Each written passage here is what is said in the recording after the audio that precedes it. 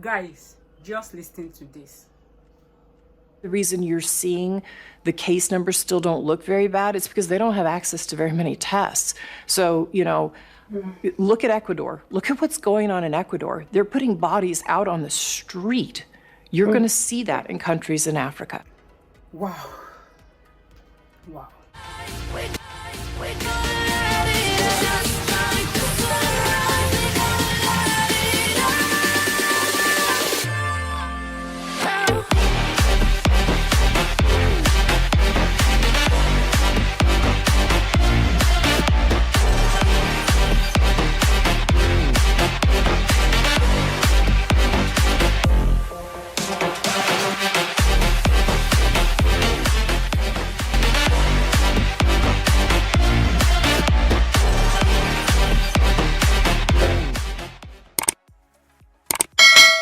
Hey guys, welcome back to my channel. It's Baby Mira here again. If you're new, do not forget to hit the subscribe button and subscribe to my channel.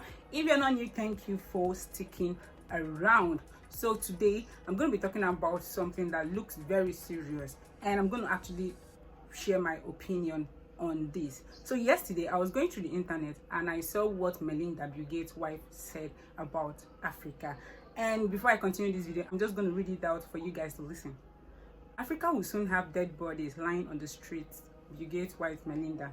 Microsoft giant Bill Gates' wife says that the lack of testing kits in Africa is the reason why continent's COVID-19 numbers are low, but soon Africa will have bodies out in the streets. According to Melinda Gates, who was speaking in the recent CNN, the virus will still hit Africa hard.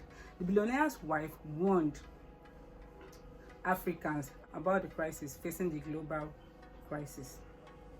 COVID-19 will be horrible in the developing world, she said. My heart is in Africa. I am worried. The only reason why the reported cases of the coronavirus disease in Africa is low now is most likely because there have not been a wide testing of people. The disease is going to bite hard on the continent. I see dead bodies in the streets of Africa. So guys, this was exactly what I saw yesterday. So I decided to dig deep and I saw a video of it. But before I play this video, I just want to say some things. First of all, we've been bickering, wake up Africa, wake up Africa. We as the masses, or me as a content creator, saying wake up Africa is not enough alone. This needs to get to our leaders. Because the truth being said, I actually digged in deep to some information and I found out that Nigeria as a country, which is where I am currently, and that is information I have, Nigeria as a country has only tested slightly above 5,000 cases, and the first case of coronavirus was confirmed in Nigeria on the 27th of February 2020, and as I'm talking to you, this is the 11th of April 2020, and for a month and almost 3 weeks stretch, Nigeria has only tested greater than slightly above 5,000 people, and we have about 300 and something cases with 85 discharged and 5 deaths. Now, I'm not trying to be negative at all, but looking at it from this part where Bill Gates' wife is actually coming from, I'm not going to say she's saying the truth, but because she doesn't know tomorrow. But what I'm trying to say is we should endeavor and try so hard to actually put out more tests out there.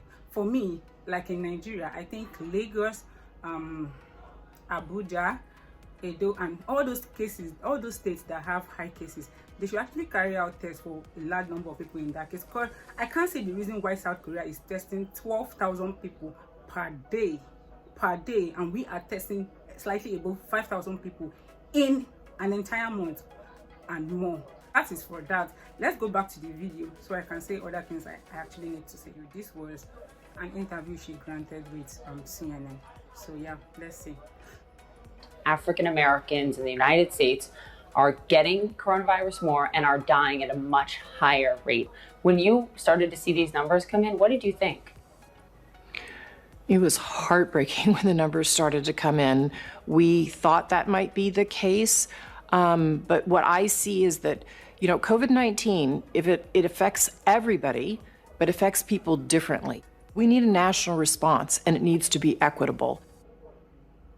So the presenter here is trying to say that African Americans in the US are actually at more risk, as in she's trying to say that they have actually contracted the virus more than the whites. I don't know how true this is, but if African Americans in the United States are contracting coronavirus more, doesn't mean the Africans in Africa would have more of the virus. There is no logical meaning. Seriously, there is no logical connection between these two things. They are in a place where there is a high risk of them contracting the virus, and we are in a place where there is a very low risk. So I don't see any connection between these two. Let's continue, guys. When I saw what China had to do to isolate such an enormous part of their population, my first thought was Africa. How in the world are they going to deal with this? I've been in townships all over Africa and slums. When we talk about in our country physical distancing and then hand washing, if you live in a slum, you can't physical distance. You have to go out and get your meal. You don't have clean water to wash your hands. And so as soon as I saw that, and we know from the foundation's work how quickly disease spreads, I thought, oh my gosh, we have a crisis on our hands that we aren't even talking about yet in the United States and what's going to happen to the rest of the world. That's how much worse it's going to be in the developing world. It's going to be horrible in the developing world. This is the part where I strongly disagree. Why do they still see Africa like slum? Why do they still see Africa like people that are suffering? Are you kidding me? She just said that people live in the slums and they don't have clean water to wash their hands. And if you're living in a place like that, there is no room for you to maintain social distancing. Like, really? Really? Is this the light where these people still see us? This is Africa of the 21st century. This is not the Africa of the old. Yes, we are not really developed yet, but we are developing, and people are no longer living in the slum. So many people are educated, people are informed, and that is why we keep bickering every day. We say, wake up Africa, wake up Africa. We need to be informed. We need to showcase who we are to everyone out there. We are no longer the Africans that live in the slum. We are no longer the dirty Africans. Why would someone say that people are living in the slum, they don't have clean water to wash their hands? So if that is the case, why are there no many cases? I think we should find out why she said that right now. It's going to be horrible in the developing world. And part of the reason you're seeing the case numbers still don't look very bad is because they don't have access to very many tests. So, look at Ecuador. Look at what's going on in Ecuador. They're putting bodies out on the street. You're going to see that in countries in Africa.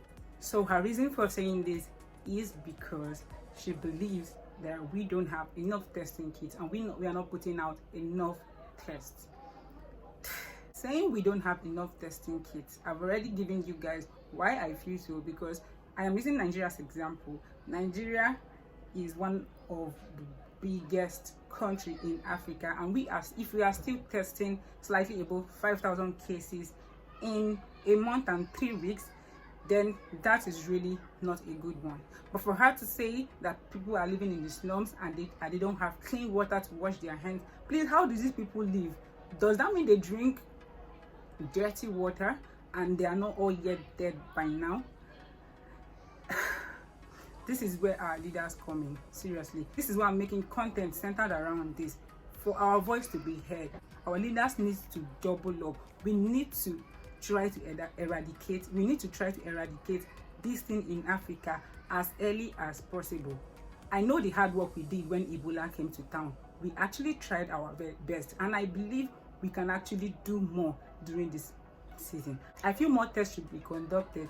Many people should be aware of this. I'm not saying that there are no remote places in Africa, but man, from Wodemaya's video, you will know that we are developing, that we are now more educated, we are informed.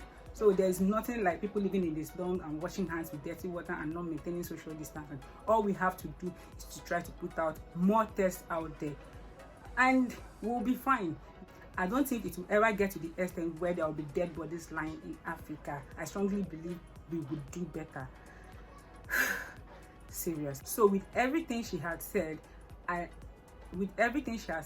do not agree to any of them, because I know we are developing, I know we are informed, I know we are educated.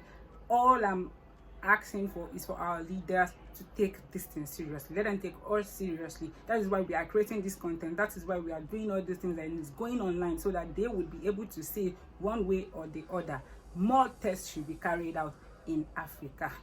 It is as serious as that. I think I've been bickering for a long time. If you like this video, don't forget to like, share, and subscribe to my channel. I will leave the comment section open for you to share your thoughts, your idea, and what you feel about what Melinda Gates' wife just said. And I'll see you guys in my next video. And until then, bye-bye.